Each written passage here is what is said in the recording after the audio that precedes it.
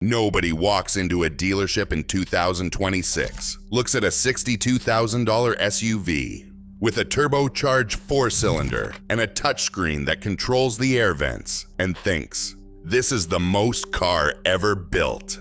But 20 years ago, before luxury meant heated seats you have to subscribe to and plastic covers, hiding downsized engines. Manufacturers were overbuilding cars like they were trying to win a war. Those cars still exist. They're cheap, they're ignored, and they're built better than almost anything on a new lot today. Let's count down 5 of them. Number 5. The Mercedes-Benz W124 E-Class, built from the mid-1980s through 1995. There's a phrase you will hear from old-school mechanics over and over, and it is that the W124 was the last Mercedes built without a calculator sitting on the engineer's desk. That is not nostalgia talking. This car was designed during the era when Mercedes-Benz reportedly spent more developing each model than it could comfortably recoup, before the cost-cutting that defined their later reputation set in.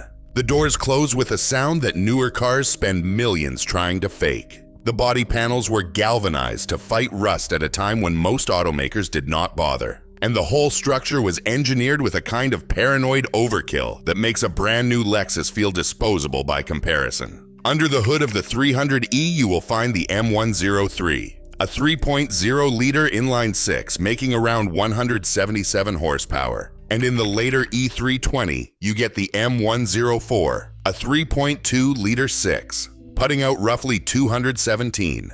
Neither one is fast by today's standards, but both of them are nearly impossible to kill.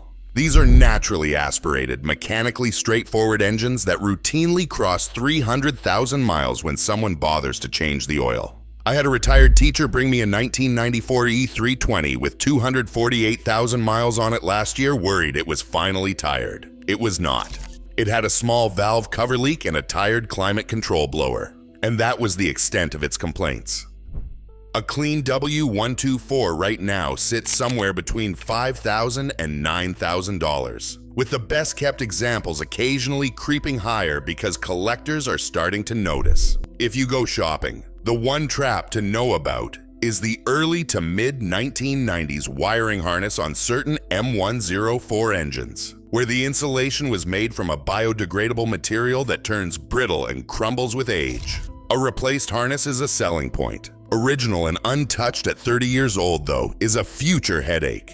Check for that. The head gasket for seepage, and the jacking points and floors for rust. Who should buy it? Anyone who wants to feel what German engineering meant before the accountants took over, and who does not mind being their own parts hunter from time to time.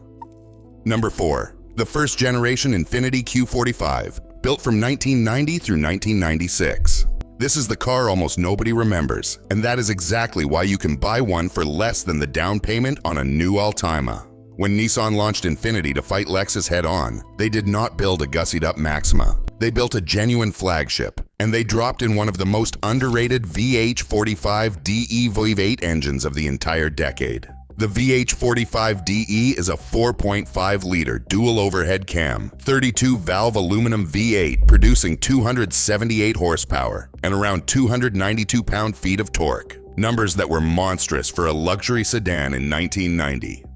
More importantly, it is a Nissan engine from the era when Nissan's engineering was at its absolute peak, and it is buttery smooth and astonishingly durable. These motors regularly pile up 250,000 to 300,000 miles with nothing exotic done to them.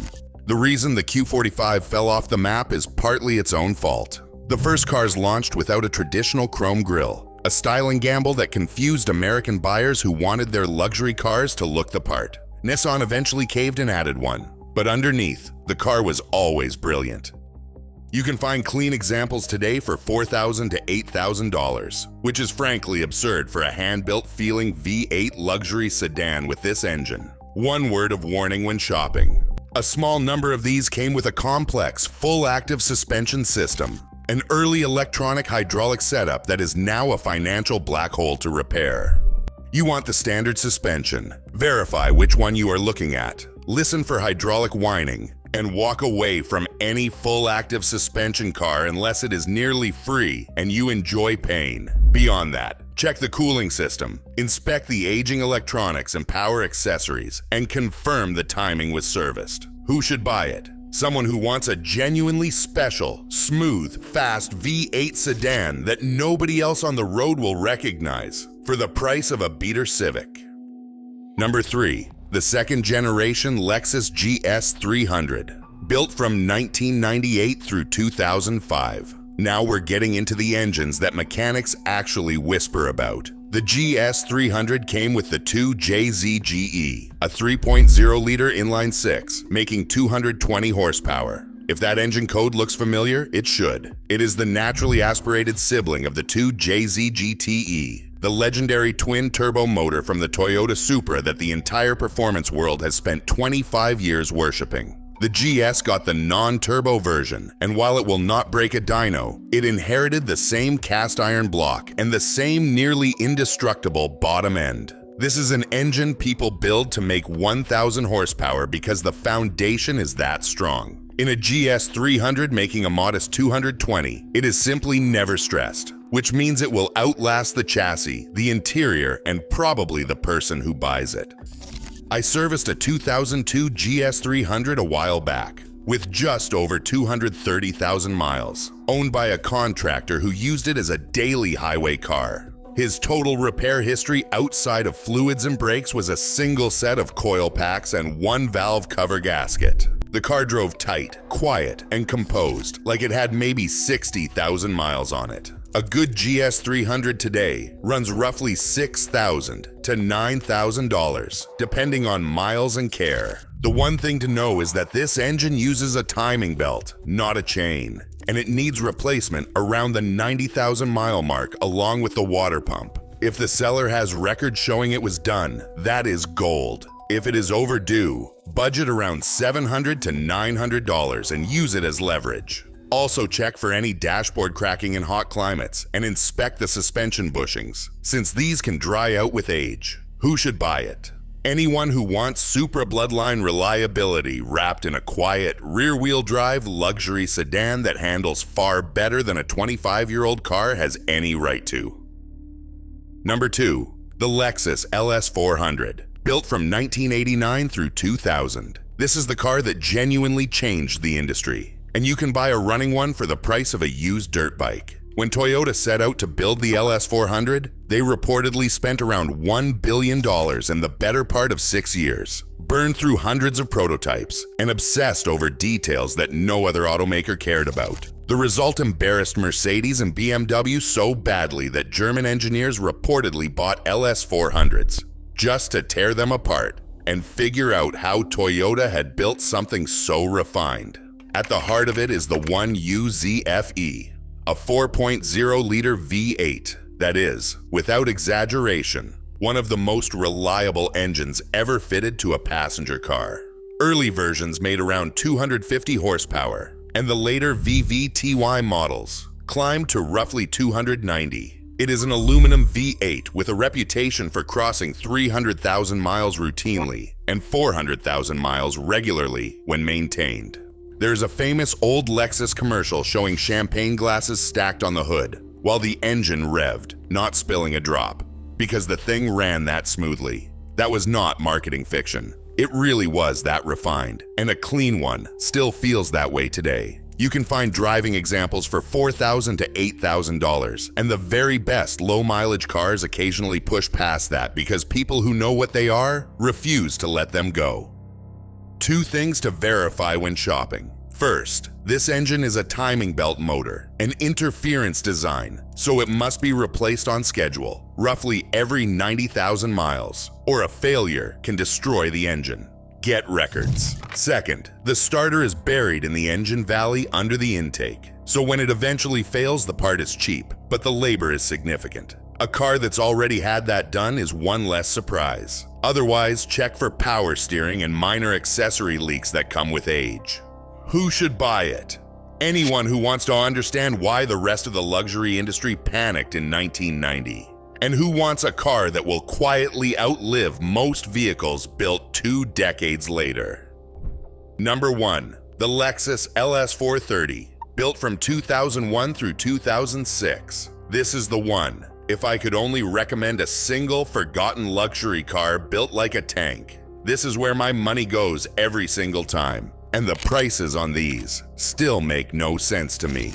The LS430 was Toyota's flagship at the moment the company was operating at the absolute top of its engineering game, before software complexity and cost pressure crept into everything. Under the hood sits the 3UZFE, a 4.3-liter evolution of that legendary 1UZ-Va8, producing around 290 horsepower. It is naturally aspirated, with no turbos to grenade and no direct injection carbon problems. And it is famous for the same kind of multi-100,000-mile durability as its predecessor.